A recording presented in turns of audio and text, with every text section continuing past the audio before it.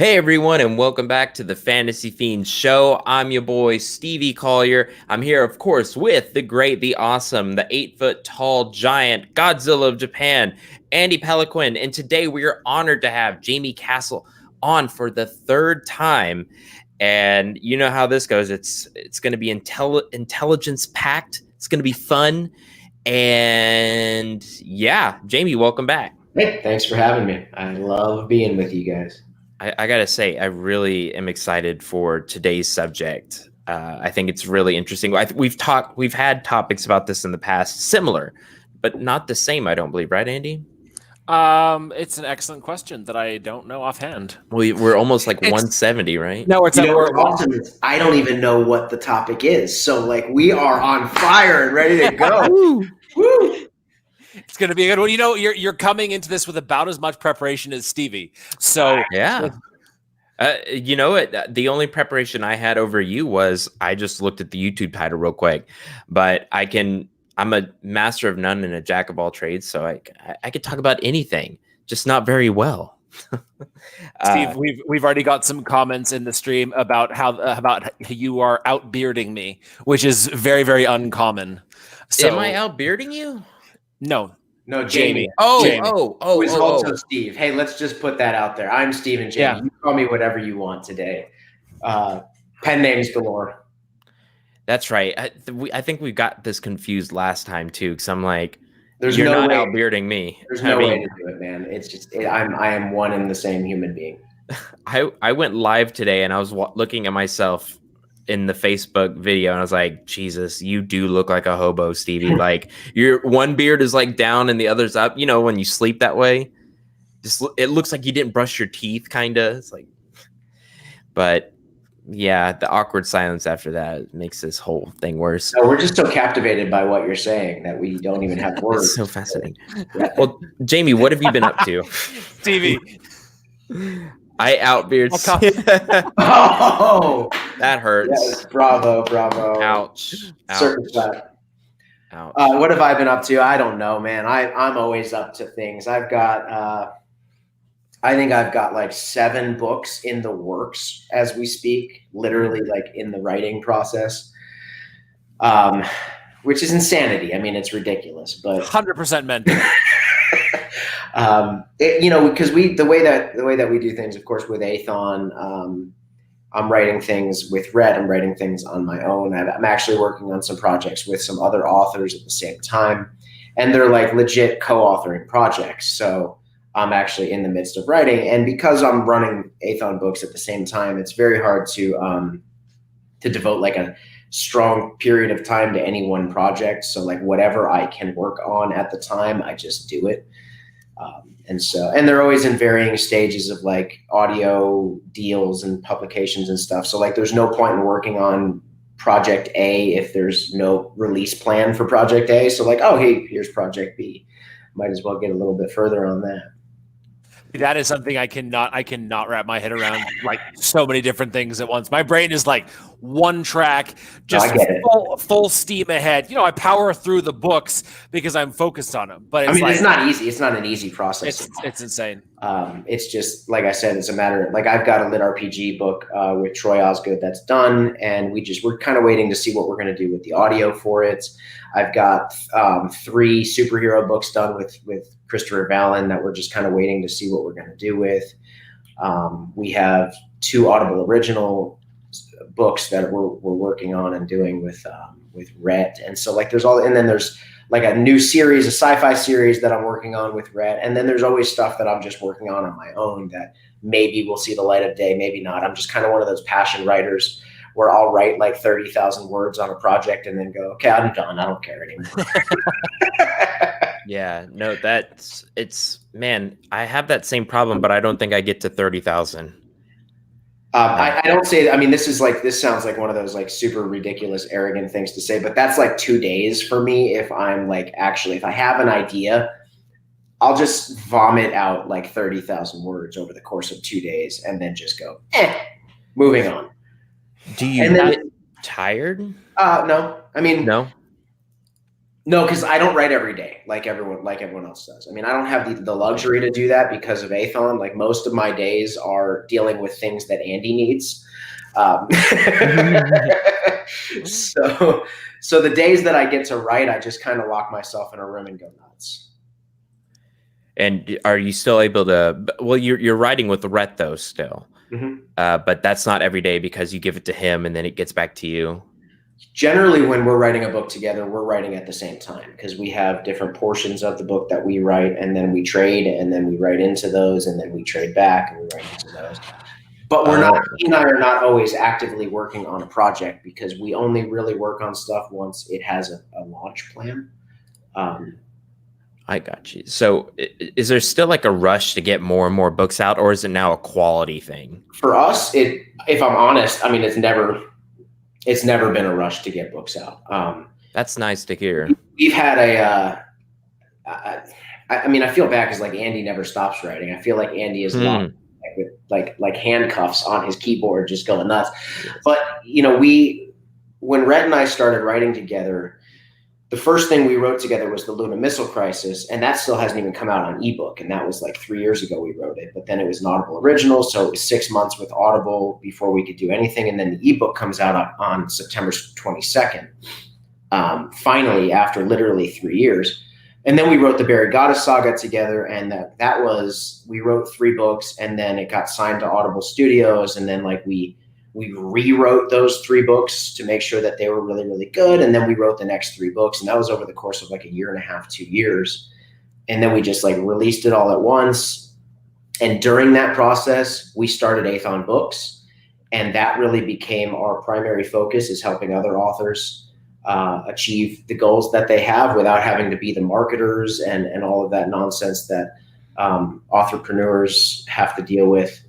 And because of Athon, Rhett and I are not in a position where we're like needing to release our own books constantly to meet some kind of standard release. You know what I mean? Like it's not a fast release thing for us. Yeah, no, that makes sense. We're not making as much money on our own books, right? Honestly, as like people that are really, Rick Partlow and Andy Pelican and stuff like that. We're not making that money because we're not releasing it constantly. But at the same time, like we're also not stressing ourselves out and losing more hair.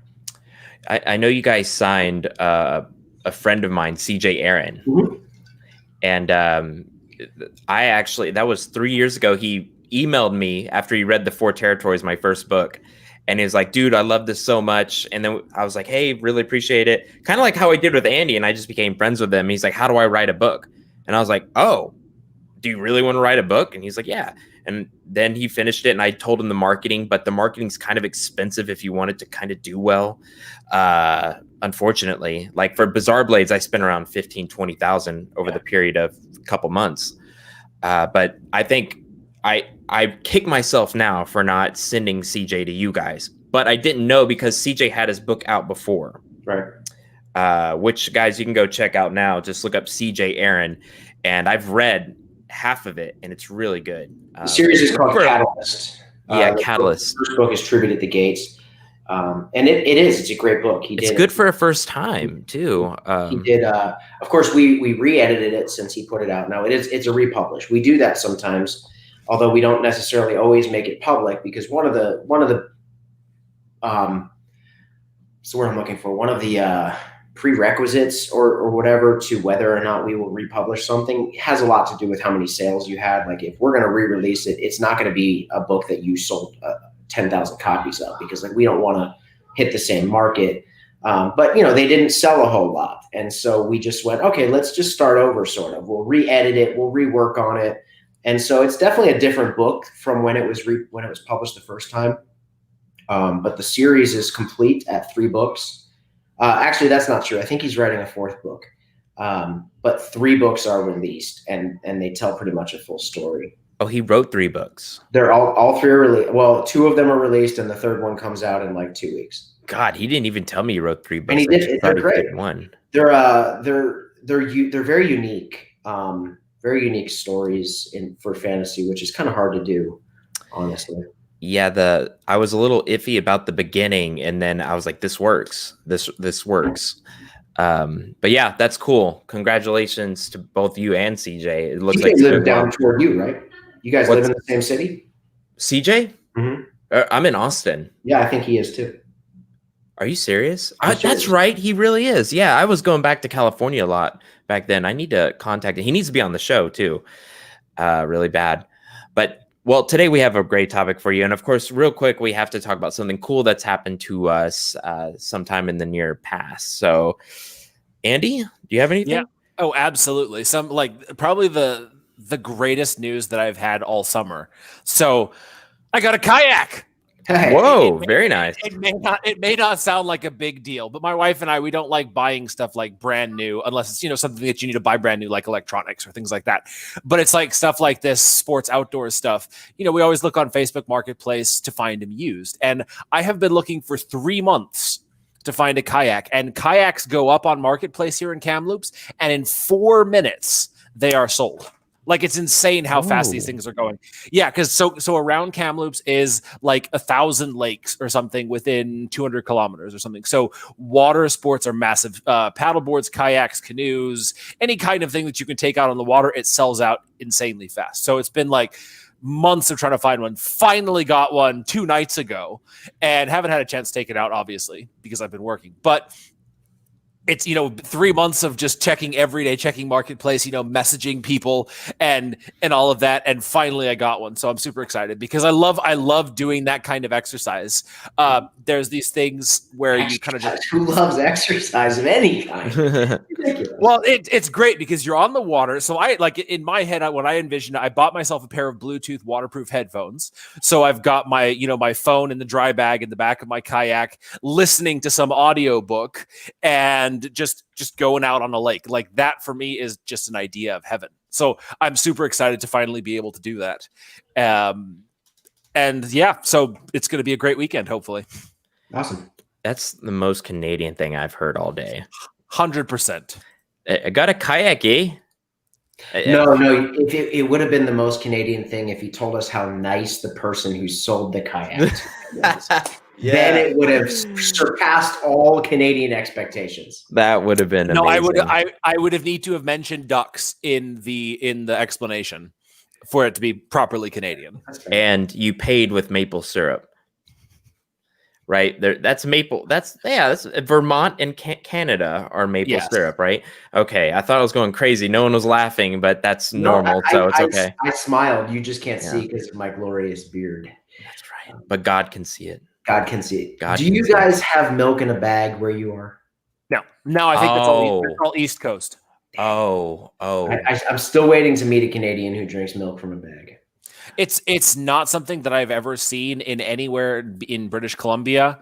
So I'm pretty sure it's like maybe like the farms, maybe Alberta and Saskatchewan. I don't know if they have that there. Okay.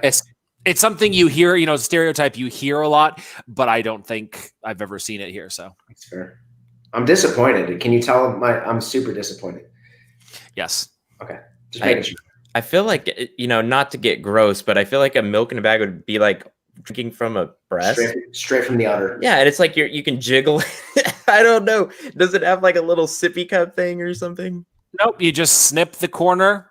You put it. They actually make like specific like plastic pitchers that are sized just right, so you actually put the bag of milk inside the pitcher, and it stays there. If they would just put it in the pitcher to sell. Yeah.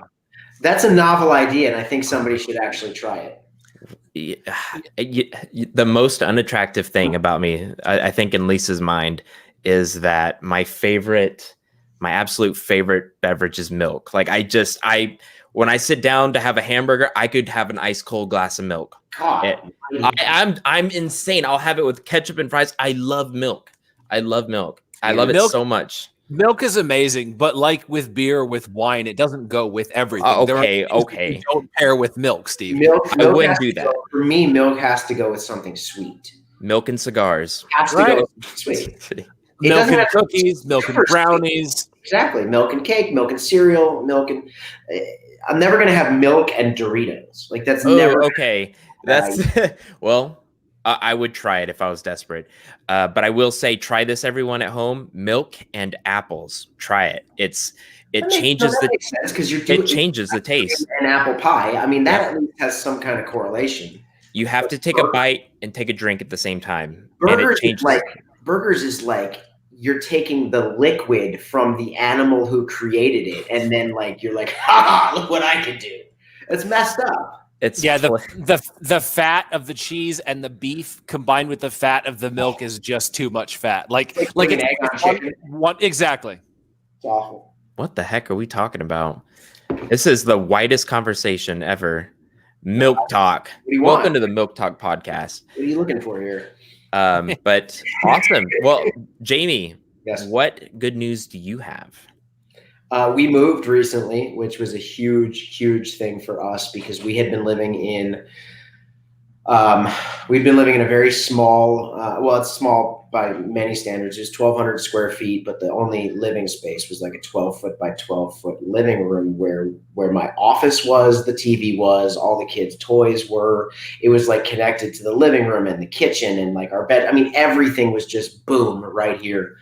And I was going absolutely insane trying to work with the kids here, like, COVID-19, everybody's home all day long, every day.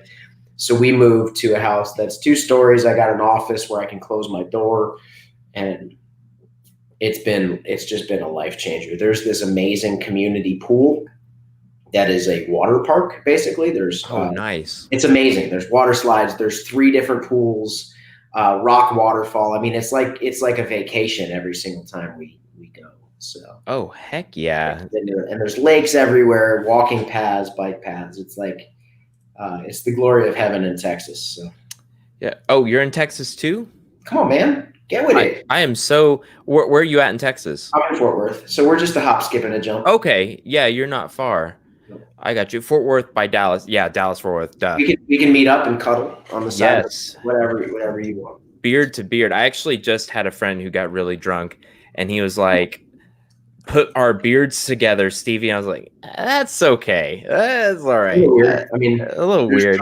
And there's 2 drunk, and I think I think they reached that level, especially when you're not drinking. It's worse, just a little bit. Everything is not as funny as you would have thought if you're drinking, But well, that's cool, man. It looked like you were still in the garage. No, so I just basically I recreated. I had what I wanted, but instead of in the garage, I had this whole setup behind me, but then in front of me was like Satan threw up, and like everything that we owned that we didn't have space for was like in front of me, and you couldn't see it because of the camera. Now, I mean, it's this amazing room where all of my toys and things are. And so it's not the same room. It just looks very similar. I set up the garage really nicely on camera. Let's just put it that way. It looked nice. And it's funny that I remembered the garage thing, but not that you were in Texas. It's okay. I mean, Texas in a garage is never a good thing. So, jeez, oh my God, I didn't even think about that. Right now, you would be dead. I couldn't do it. That's why I was in my living room. Yeah, I haven't even been outside today. No, it's 101 degrees here right now. Yeah, wow. Fahrenheit. That's Fahrenheit, Andy. It's very, very hot. If you need to know. I've been through Texas before. I've seen the big signs with the big, very, very high F numbers. Yes, and it's the hot that will make you grumpy and angry, especially if you're hangry and hungry and hot. It's just it's a bad mixture. Down by you, it's way worse. I grew up in Florida, and I took 3 showers a day because the humidity was such a beat. God, I don't. You just go 5 hours north to like Dallas, Fort Worth, and I mean it's still humid based on like when you compare it to like the mountains, Montana, Colorado, whatever. But Fort Worth compared to South Florida, it's like dry heat for me. So I don't mind it quite as much as I hate Florida. I would never move to Austin. As pretty as the city might be, I could not stand the weather. It would just be it's pretty bad. My good news is actually similar to Andy's, and it's something I didn't think about until Andy's. But I bought a bike stand where I can put I don't have to ride outside anymore. 'Cause it's seriously dangerous hot. I've had 2 not heat strokes, but mild I got sick from the heat twice, is what I'm saying.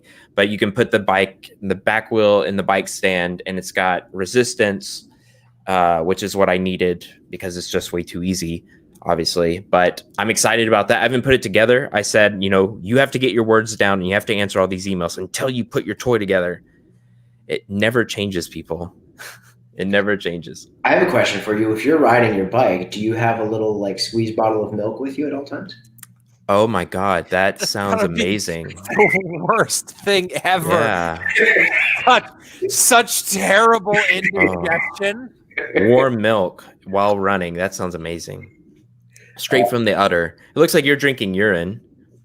It is urine. This is actually ginger ale and Red Stag, which is black cherry flavored whiskey. Oh, I love those. I love those fruity flavored whiskeys or spiced whiskeys. I just bought some peanut butter whiskey, which is one of my absolute favorite drinks of all time. And it's one, I like peanut butter. But the first time I bought that whiskey, I thought to myself, this is some of the weirdest looking stuff I've ever had, but I brought it home and it's so good that it's the only alcohol that I've ever had to like concern myself with. Like I can't be near that bottle because the flavor is absolutely amazing. I'm like a one drink kind of person and then I'm done. But I could drink that whole bottle without even thinking twice. That's interesting. Is it like a liqueur? It's just peanut butter whiskey. I mean, it's literally whiskey that's flavored like peanut butter, and it tastes like liquid peanut butter, and it's so amazing. What's the maker? The main one, the like original, I think, is called Screwball. The one that I just got was a little bit cheaper, and I thought, let me try it and see if it tastes the same. It tastes the same, just so you know. If you want the cheaper one, I don't remember what it's called, River Point or something like that. All right. Do you get hangovers off of it pretty badly? I don't get any hangovers off of whiskey ever, and I don't really drink a lot. But even if I did, for some reason, whiskey does not affect me at all. If I have vodka, I have terrible hangovers. I don't like beer, so it doesn't bother. I don't have to try it with that. Wine kind of messes me up a little bit as far as hangovers go, but whiskey has like no effect on me at all. It's very weird. That's why I drink it. I wish I get hangovers off everything. So I'm always asking, like comparing myself to other people, but because I wish I could, but that's why I just don't drink that much anymore because I get sick. I mean, dude, if I drank like a drinker drinks, like maybe I'd get hangovers, but like I don't drink that much. Gotcha. Well, speaking of drinking and sacrificing your fun for the next day, that was a decent transition. Great segue, Stevie. Thank you. Let's talk about how much are you willing to sacrifice? And Andy, you came up with this idea, but it was inspired by Jamie. Well, it was actually one of the ones that he mentioned that had to do with one of the themes from the story. I believe blood sacrifice is what we're talking about in the Buried Goddess saga, which we're not really going to be talking about in real life. But it's interesting. So in the YouTube description, it's like heroes always make sacrifices, right? They always have to sacrifice something to, hopefully get something that they want. And it was interesting that you guys were talking about how, now that you have kids, or well, now that Rhett has a kid, and just with kids in general, you always have to make sacrifices. And the idea is that you're trying to sacrifice something small to get something big in return. But it's this really weird thing to think about because as a parent, okay, I'll use myself as an example.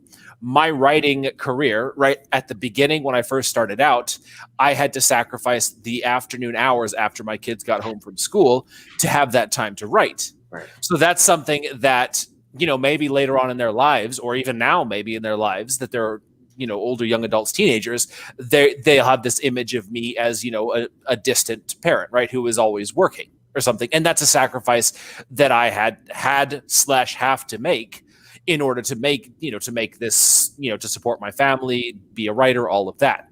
And it's difficult to make these kind of sacrifices, but in my mind, it's very clear that, okay, I'm doing this for a very specific reason. And hopefully the sacrifice, as big as it is, will lead to bigger and better things. But it's always a question that's come up between my wife and I is it worth it? Is it worth making this sacrificing the time with the kids to do this. And it's been a source of debate, arguments, all of that for years. And so it's just kind of interesting to think about the kind of things that you have to sacrifice in your life to get what you want, and not in a bad way, not like blood sacrifices to summon the goddess or whatever, but just like the small or big sacrifices that we make in real life. I could go off so many things on that. So no one, if you watch the podcast, you watch the show, you know that I suffer from chronic anxiety and chronic depression. But through getting older and through a lot of self-help books, I've been able to figure out things that trigger me and how to stay away from them.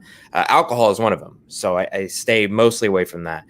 But one big trigger was just overdoing it with expectations for myself. I don't blame my parents. I think what they instilled in me was great, but I think I just overdo it. Like, I'll just start businesses and I will not quit them. And it just takes a lot of interventions of people. Like today, I had a brand new idea for a product, and I was just telling Lisa, and I wouldn't write because I just had to get this product idea down. And I get really onto myself, and I'll just keep sacrificing things. So for me, it was just pulling back and actually sacrificing less of my time for these things and spending more time with my family, which my point is, something snapped in me recently, like a week ago, maybe 2 weeks ago. I was sick from anxiety and from the heat. You know how, you're feeling depressed or anxious, you can get sick from it. Yep. Can you feel what I'm saying? And I was like, is this all worth it? Struggling and hustling so much to make money only to become a millionaire and just to keep worrying about it. And I was like, what do I want from it? Okay, play more video games, spend more time with Lisa. Just do that. So I just pulled back a little bit, and I've been enjoying life a lot better. So could we say that is that what you would say is like sacrificing too much? Oh, there's always an you can always go too far. You can sacrifice your health, you can sacrifice your sanity, you can sacrifice your family, you can sacrifice, too much of your money investing into something. There's always too much. The hard part is finding that balance. I still am, but I was a full-time pastor for 12 years. And that is it, that life is just it's sacrifice. It is just all sacrifice. It's, you're never off the clock. I remember getting up at 2 a.m. because I got a phone call and somebody was in the hospital. And I said, I remember that. That happened often. And, I'd have to get up and I'd have to go. And my wife had to sacrifice many things during those years. Like, me being out all night for a hospital visit and then being so exhausted that I had to sleep the next day. And so throughout the process of pastoring and then having kids, getting married, pastoring, having kids, like sacrifice for me has been a lifestyle. And I hope I say that as humbly as I possibly can, but with the kids, everything's a sacrifice. I didn't play video games for 5 years. I just started playing video games again. My son is 6, my daughter is 3. And I finally gotten to a point where I feel like I could put them to bed and then go play some Red Dead Online or something, whatever. But we were talking about marriage and kids being a sacrifice before we got on air. And I think that it's absolutely the greatest sacrifice that you can make. I don't have any real issues with it. I had to make my wife first in my life, and I am glad to have done so. And then the kids kind of come in under that. And I've never really regretted it. It's a hard thing to do because I want to do things sometimes, right? You're a dad. Like, I just want to freaking do things. Yeah, absolutely. Can you just leave me alone so I can do that? And I put in Red Dead the other day for the first time in a long, long time. And my son's like, oh, can I play now? I'm like, no, sometimes daddy wants to do something like for himself, please, And so that for me has been, sacrifice is just part of life at this point, and I'm always ready for the next thing that I've got to sacrifice. That's fine. So what keeps us going? like you said, there's going to be that next sacrifice. Is it for me? I guess it would be experiencing things with family, or having money to go off and experience things, and maybe to even not maybe, but to give value to someone, which I struggled with. Like, when I was younger, I just worried about myself. I didn't care if anyone liked my books, or I didn't care if anyone liked my product. Now I understand that these are real people you're selling these things to, and I really want to make them happy. And that was a huge turning point for my business with my dad. So, well, you mentioned something that is a millennial staple, and a lot of times millennials get a really bad rap, and I'm a zennial, I guess, like I'm right on that cusp. But you said something that's kind of an admirable quality that millennials have, and that is that we went from like the American dream being big house, nice car, blah blah blah blah blah, to experiences. Millennials more than anyone are interested in just experiencing new things in life. Like, instead of going to Disney World and spending a whole bunch of money, let's go to Colorado and hike in the mountains and experience that particular thing. For me, I've never been an outdoorsy person, but like I love experiencing stupid, silly things like the monster truck rally with my son. Really dumb stuff. I have no interest in the monster truck rally. Like, I'm not redneck enough to want to go to NASCAR and monster truck rally. But dude, he loved it, right? And so like every year I take him to the monster truck rally and we enjoy it together. And it's an experience. And the whole time I'm going, this is like WWE with giant trucks. This is the most ridiculous thing I've ever seen. Right. But he loves it. He absolutely loves it. And I'm going to experience that every year until he's too old to enjoy it anymore.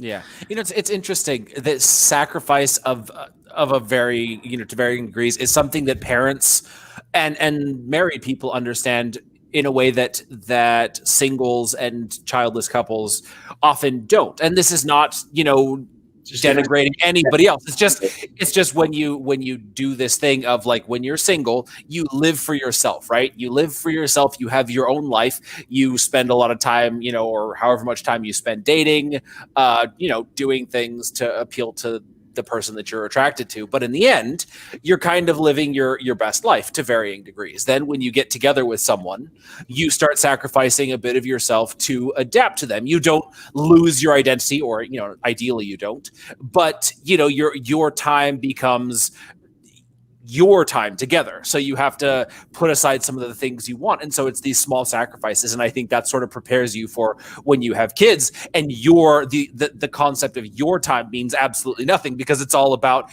being there, taking care of your kid, being a good parent, and all of that. And so there are people who are very involved in the lives of their nephews and nieces who do understand that.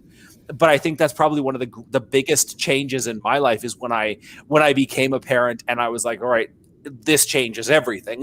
My brother and his girlfriend, they live a few hours away from us, and sort of randomly on a whim, they're like, oh, we're going to go travel South America for a month, or we're taking a 10-day vacation to explore northern British Columbia.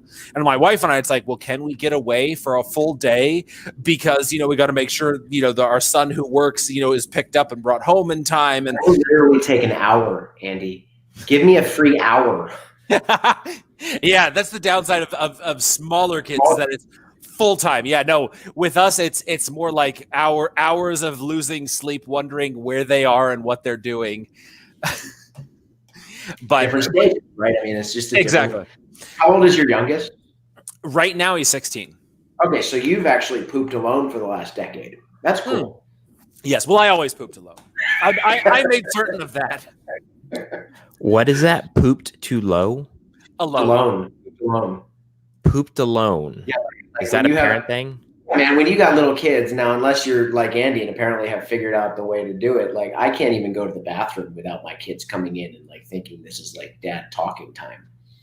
Like, hey, the door's over there, man. Keep on. Whoa, that's okay, I'm gonna wait a couple more years. I think I've got a little bit. Hey, let me give you the TMI version. I've said a million times in my life, can I please wipe myself in privacy? That phrase has happened way more often than I want to admit. Because that's a vulnerable moment. You think? You're like, oh, still more shit. Okay, God. I've never said wiping yourself is vulnerable, but it is. Yeah. It's God turns away at that point. Yeah. That's great. But no, I feel like I'm sacrificing a lot, and I already don't have kids. I feel like the funnel of work I'm going to be able to do will shrink when I have kids. So the main parts of the business will be the most important. That's the only way I could see it ever working. You learn to adjust. You do learn to adjust, though. Like Andy was saying, he gave up the hours after the kids got home from school. I've recently begun. My kids finally started sleeping in, like past the butt crack of dawn. It's the best, right? Amazing, really. Amazing. But I've realized that, like, so I get to sleep in a little bit, but then I wake up and I'm immediately on like go time because Rhett has already been awake for an hour working, and I'm like, well, I gotta get to work. So now I've started actually setting my alarm to get up with my son and play Minecraft in the morning while I drink my coffee, which is a huge sacrifice because I think Minecraft's the stupidest game ever created. I just think it's stupid and terrible, but he enjoys it. And so like you just have to kind of learn to make those adjustments so that he doesn't feel ignored the rest of the day. Hey, we already had Minecraft this time, this morning. So now it's time for dad to go to work. That's a really good idea. Minecraft first thing in the morning. Dude, it's brutal. Pooping cows. Nice. Ugh. Have you ever played Minecraft? I didn't understand the point of it. I don't understand the point of it. You make things? I don't. There's no motivation. No motivation for me. Zero motivation. Yeah. Zero. Nope. Now they have books out about it, TV shows, stuff. People are making millions of dollars off YouTube off of it. It's crazy. But yeah, man. Well, so bringing it back to books. What about your series?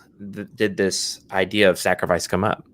Well, I think that epic fantasy is pretty strong on the theme of sacrifice. At least I think in general, there's a lot of sacrifice made throughout the 6 books. It's never ending sacrifice. I kind of sent Andy an email with a list of all the sacrifices, and I didn't even hit any, all of them. Most of them are things that like we really can't even talk about because they would be major spoilers. But from the blood sacrifice, in order to produce magic, there has to be some kind of blood spilt over the course of the series. The mages sort of learn that there's an internal spilling of the blood so that it's not just slicing each other all the time and all of that. But there's everything from that sacrifice to people sacrificing senses that they have to be able to do different things. And then there's ultimate sacrifices that are made. Like I said, it's very, very hard to talk about any of the specifics without giving it away. But we did design magic. Magic's not a huge part of the Buried Goddess saga. We really focused on character relationships. We're really big on character relationships and character growth. The magic, in a lot of ways, plays a back seat, but all magic, whether it's depending on the race that's using it, they all use blood magic, but it looks different to every single one of them. So like on the outside, the superficial level, the Pan-Pingese blood magic does not look anything like the Drav Kra blood magic, where they're, literally, slicing each other and blood spilling out all over the place, compared to like this internal use of blood to create the magic. But when you finally realize it all comes together, you're like, oh, this is all blood magic. It just looks a little bit different because it's been refined in this particular use compared to this very raw and animalistic, slicing of the flesh kind of thing. And so we made sure that all the magic had a specific use, and it was done by blood. Very nice. It's funny. I didn't know we were talking about this today, but I have to, when I edit when I edit today's section in the future, I'm going to have to take out the word sacrifice, because you know how you use a word too much, you got to change it up. I have to change that word, but it's because I pants, and the character is getting so tired of sacrificing. You know, he's just now learned that he has to send people off to die sometimes, and it's hard. Well, he's tired of it, and he is subconsciously moving himself into missions that might kill him instead. So and it's selfish. It's selfish, or at least I make it sound selfish, because he's not looking at the greater good, which we've talked about on the podcast before. Of course, it's all subjective, but the person he's talking to now is like, you can't just try to get yourself killed every time to get out of this, even if it is heroic, you know? Well, sacrifice can be a confusing word, because like, especially when applied to things like blood magic in our series, it could still be selfish. You could be sacrificing your own blood to do some magic that ultimately benefits you and no one else. There are different elements of sacrifice that I think that when you're talking about what we were talking about before, yeah, like we're sacrificing for the greater good of our family, right? Like we want to make sure that our wives and our kids or our husbands or whatever have the best life that they could have. And a lot of times that just means sacrificing things. But like, what does it look like when your sacrifice is completely selfish? Is there such thing as a selfless act on the earth? That's always been like the big philosophical question. Is there a such thing as a selfless act? That's interesting, because if you're trying to help somebody else, you're also trying to help yourself with that small dopamine rush, right? Of giving value to somebody. If it makes you feel good, is it actually selfless? Exactly. I've also heard that everything is status. Everything you do is to increase your status, even if it's a very small amount. Russell Brand said that. The creator of ClickFunnels. I think that's Russell Brand, right? I get him. Brandon something. Isn't Russell Brand the comedian dude? Yeah, I'm British actor, owner of ClickFunnels. It's this guy. He's like Russell Brunson. So close. Right, yeah, there.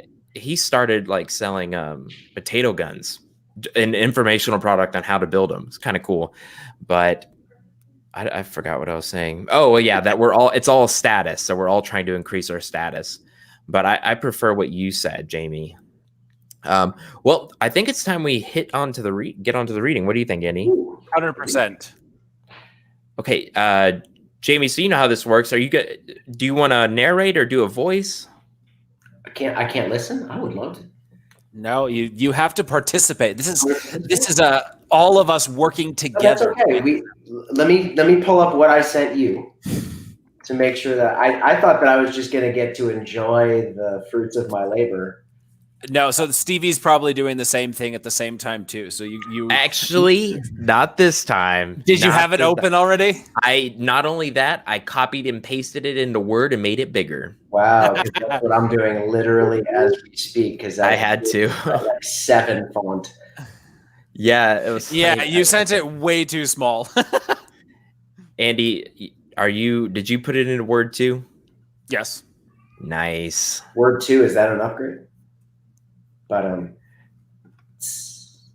what did you say?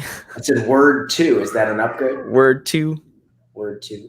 Well, forget it. Shut up, Steve. Oh. Wait, are we making a word up joke? I don't know. No. All right. I'm lost. I got it. So what do we So we have ham. We have Troboro, I believe. Troboro is the city. Oh, it's the city. Okay. I mean, I'm glad to play Whitney. I'm always glad to play Whitney. That's all my right. Character. Stevie, you want to narrate? Sure. Yeah. And I'll do the various voices. Yes. I apologize if I mispronounce anything. I'll correct you. Don't worry. Thank you. And if I get confused, I'll just pause like Jamie. It is Whitney Firestone. I'll give you that off the bat. Okay? Firestone. That does help. I was going to say Fierstone. I know. And it is how it's written, but I specifically wrote it that way as Firestone. So I got you. Can you give us a little bit of background on this? This is the very opening scene with Whitney. Of course, there's actually 2 chapters before this that are a different character, but this is the opening scene with Whitney Firestone. He is the world's greatest thief, which you will learn in just a short period of time. But he has returned home. We purposefully kind of started it in his hometown, farm town feel, which is a bit of a throw off because that's not at all what this story is. But that's the story, and I'm sticking to it. Right? Is it ham or ham? Ham. Ham. Cool. Ham. I prefer that. All right. Well, I'm ready when you guys are. All right, here we go. What's the difference between a Westvale whore and a dwarf? Ham asked from behind the Twilight Manor's worn bar, white shirt stained from a day's work, although he'd likely been wearing it for much longer. One's short, fat, and has a beard. The other lives in the tunnels of the Dragon's Tail. That's pretty good. The motley company surrounding him erupted in laughter, slapping the bar and spilling pints all over the faded wood floor. Laughing especially hard was a scruffy, red-haired dwarf, a member of a small mercenary crew hired to guard a trading caravan. Like anyone interesting who found themselves in Troboro, he was simply passing through. Whitney Firestone didn't make a sound at the joke, just sat alone at a corner table, nursing his ale. His finger drew circles around the rim of his earthenware mug, mindlessly keeping time with the out-of-tune bard strumming his lute by the hearth. The Twilight Manor was fuller than usual thanks to the traders, but this wasn't Yarrington or Windport. Far from it, the tavern sat in the middle of a cobbled square in the quaint farming village of Troboro. Whitney stared through the dirty, cloudy window beside his table, completely unsure why in the name of elsewhere he found himself back in the town he'd grown up. It had been many years since he fled the small life for adventure, so long nobody recognized him, so long he learned his parents had both passed a while back at the hands of a plague in the town's water supply, so long their shoddy gravestones were weathered, the names barely legible. It was tough to say the news made him sad. He'd never been close with them, especially not his ceaselessly grumpy father who cared about nothing except for the next harvest. But a new family now lived in the farmhouse he'd grown up in, a husband and wife, and 2 kids who'd never amount to anything in this place. One of the children, a particularly scrawny boy, played swords in the square with his younger sister, just as Whitney remembered doing with his only childhood friend, a Pengpanese orphan named Sora. The boy parried and dodged, not just swinging the stick, but allowing himself to be stabbed and prodded on occasion as well, the sign of a smart child preparing himself for the harsh realities of life. Any man Whitney had ever met who fancied himself an unconquerable hero found his head on the wrong end of a spike. They were only the stuff of myth and legend, nothing like how he and Sora used to imagine. The thought of her brought a smile to his lips. He'd only just gotten in that night, and he didn't plan to stay long. But she hadn't shown her face. He'd passed the home where she'd grown up on the edge of town, under the care of the nutty town healer, Wetzel. Nobody was home, and the barely standing shack seemed abandoned, though it always had. Whitney only dreamed she'd moved on as he had so long ago, and figured that old Wetzel had probably kicked the bucket by now. He'd been ancient when Whitney was a child. A few times that night he considered asking Ham about her, but didn't feel like getting into a whole thing about who he used to be, or worse, finding out the plague had claimed her too. He preferred the dream, and not a soul in the tavern remembered him, even Ham. He doubted she would either. It was like he was a ghost visiting his old life. Need another, traveler? Unless the barmaid asked from a few tables away. Whitney remembered her when he was a boy as well. The stuff of fantasies, or rather, she was. Age had robbed her of much of her beauty. No fantasies left in this god's forsaken place. Whitney waved his hand dismissively, and she returned to the back of the bar and whispered something to Ham. He shooed her away, eager to keep his attentive crowd with more crude jokes. Obviously thrilled to have so many visitors. The man had tended the manor as long as Whitney could remember, and unlike Aless, he'd already been so old back then, he still looked the same, save for a rounder belly. The Twilight Manor served as the center of all things social in Troboro, which was rarely all too much. Throughout the day, he had just been Whitney and few others shuffling in. Pontificating, playing gems, and drinking. The farmers would talk about their yield or share rumors of far-off places none of them would ever visit. The same mind-numbing shog everyone went on about when he was a boy. But the red-haired dwarf and the small band of mercenaries injected a bit of new life into the place when they'd arrived. The little man had spent the better part of the evening boasting to Aless about his prowess with the ladies and how many full-sized women he'd laid with while serving in the king's army. A gray-skinned Shizatsu gentleman, also serving in the dwarf's mercenary company, sat quietly nearby, looking exhausted. Not to be outdone, Carlo, the town's resident, good for nothing but reminiscing about his days in the Glass Army drunkard, spoke of his role in the Third War of Pan Ping when King Liam himself had led the charge against the heartless mystic order. He cursed the dwarves of Brottlebur, and how, like cowards, they'd refused to charge that day. If Whitney didn't know better, the way the man talked, he'd think him a king's shieldsman. But Whitney did. It was all hog's piss. The same story Carlo had been telling since Whitney was a child. Nobody noteworthy wound up settling down in Troborough, and nobody in Troborough ever did anything noteworthy. What's got you, sour boy? You look as dissatisfied as my wife. Whitney hadn't even seen the red-haired dwarf take the chair opposite him, grinning like a madman, with his yellow teeth and an eye looking in each direction, red whiskers like straw poking out of a barn pile, covering most of his face. Dwarves, only good for the treasure chests. Just tired, Whitney said out loud.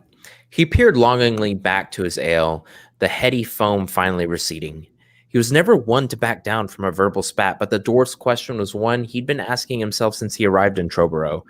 He'd lost track of the years he'd spent roaming Pantago, thieving and swindling his way to being wanted in more cities than he had fingers until, eventually, every score in every land started to feel the same as the last. Some rare treasure no lord or lady even needed.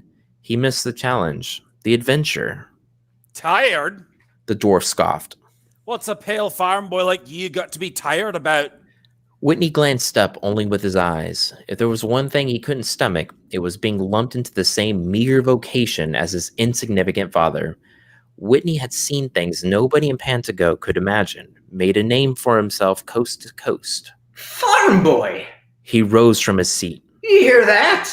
Whitney said loudly to anybody who might be listening. I think this little half-pint rock-eating dwarf just called me a farm boy. The Twilight Manor went quiet, not dead silent, but enough for Whitney. The bard stopped playing, thankfully. Several regulars turned their attention to him. The members of the trading caravan all slid forward, eager for a show as if he'd used to their mate causing trouble. I did. The dwarf slammed his mug on the table, ale splashing over the side. Just making sure you're talking to me, Whitney said. You dwarves spend so much time down in the dark, sometimes I worry I can't see straight. Whitney hiccuped. He had to use his chair for support. At least we can hold our drink, farm boy. You really don't know who I am, do you? Tell him, Ham! Here we go again. Ham grumbled. Another adventurer who's put down one too many. He threw his towel over his shoulder and climbed down the stairs, leading to the storage basement, probably for some peace and quiet. Okay, I'll handle it. After a few tries, Whitney climbed onto the table and stared down his nose at the dwarf. It made the burly little man's features darken in anger. If Whitney had learned anything a short while back while slumming in the subterranean dwarven kingdom of Brottlebur, it was that dwarves hated when a human drew attention to how short they were. That and the things they made from gold were gold all the way through. My name's Whitney Firestone, yes, he said in practiced rhythm, performing an exaggerated bow. The same Whitney Firestone of Westvale fame, he who stole the sword of grace right from under Lord Theroy's nose while the right bugger slept face down in a puddle of his own spit. Had myself a throw with his lady daughter that evening as well. Whitney's laugh was joined by a few others. He hopped down from the table, his voice growing louder after he steadied himself from nearly slipping in a puddle of the dwarf's spilled ale. The mischievous master of mayhem. he continued. The very same credited for single-handedly delivering the splintered staff out of the hands of the Whispering Wizards. You know them, dwarf? Whitney Firestone, savior of the sullen and surly. That's you. Hope of the hopeless and helpless, thief of all thieves, the filcher fantastic himself.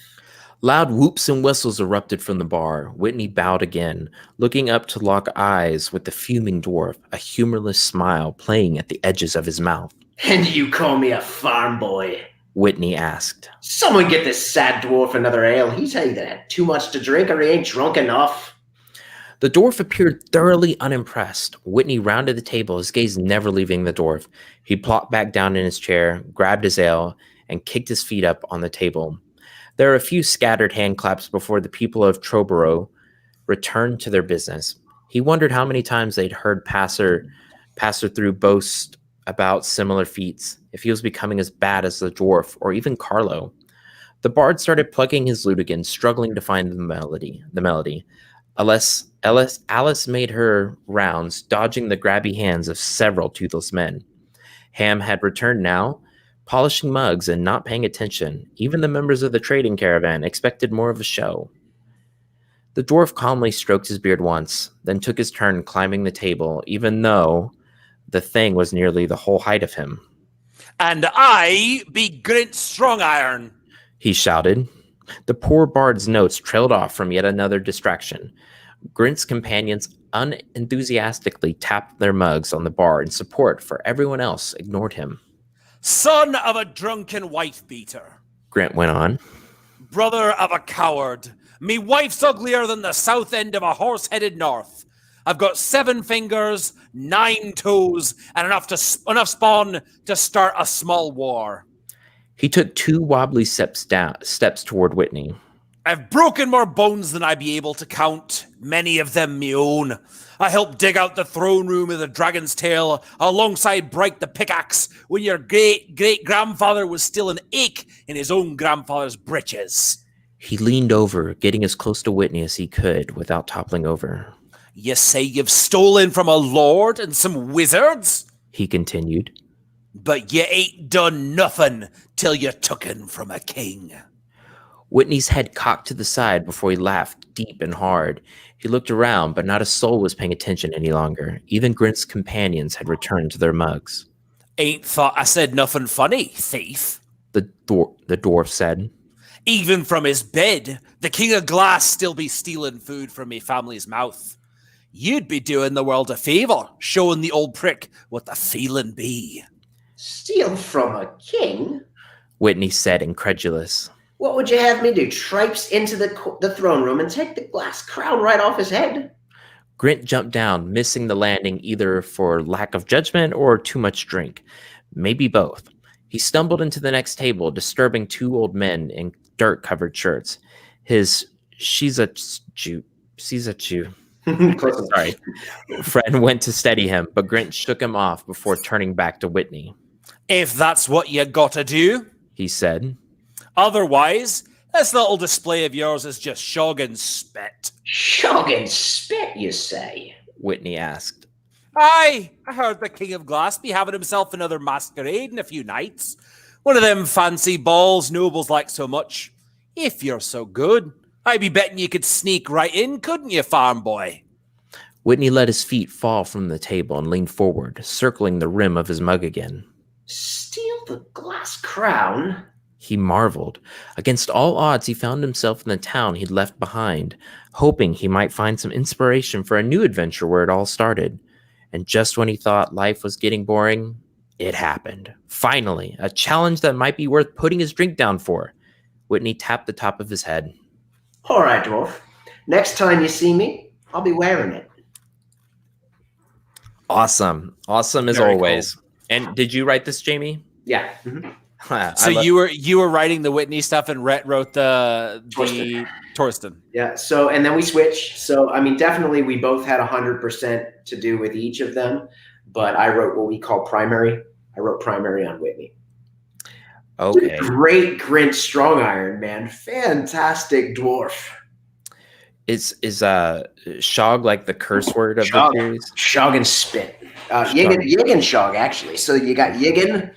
That's a Yiggin right good time we've had. And then you've got Shog, which is a kind of a catch-all. It's actually taken from Shakespeare, believe it or not. He was the first one to use Shog. And that was it was a cool little word that I came across. I'm like, that's the curse word. Oh, Shog's a real word. Yeah, it's a made up curse word that Shakespeare used, and then really nobody's used since. Awesome. Well, Jamie, we've talked about CJ Aaron's book, Catalyst, right? Mm-hmm. Catalyst series. Why don't you tell us where the series that we just read? So that is the Buried Goddess Saga. It starts with Web of Eyes, book 1 of 6. It's a full series. You could actually grab you can kind of grab them in box sets. 1 through 3 is called the Red Star Rising trilogy. 4 through 6 is called Nasilia's War. And actually right now we are gathering up all 6 of them to put into one amazing 1,000,000-word, 100-hour-long bundle. We're working on the cover right now with an artist friend of mine, and it is pretty much every character in the series. You've seen the Lord of the Rings poster where it's every character. It's amazing. I'm just mind blown. Every character's kind of come to life in this thing. There's, I don't know, 14 main characters on the cover. It's pretty intense. I'm excited about it. Definitely. Well, thanks, man. And where can people find you? JamieCastle.com. JAIME Castle.com. So Jaime Castle. It's Jaime Castle. Or Jamie Lannister. I mean, he decided to spell it all weird too, so it kind of is what it is. See, that Jamie spelling, I believe, is traditionally a female spelling. So like it was really confusing when I first saw Jamie Lannister, and I was like, "What? Why are they spelling it like that?" Well, yeah, Jamie JAIME is how he does Lannister, and if I'm honest, I've told you I'm Steve Bollier, right? But I decided to go with that, just that sort of subtle call to Jamie Lannister. But at the same time, I went and did something stupid and just made another name that nobody knows how to spell. How did the R come at the end of Bollier? Because it's a U. French people are just crazy. It's Bollier, and they're like, we just decided to put an R. See, for that to have that sound, it would have to have an X at the end. You know, the Bollier to have but like any possibility of having an R. Yeah, French is weird. And then if you go to the UK, it's Bewley. I mean, it just the name makes no sense. Wow.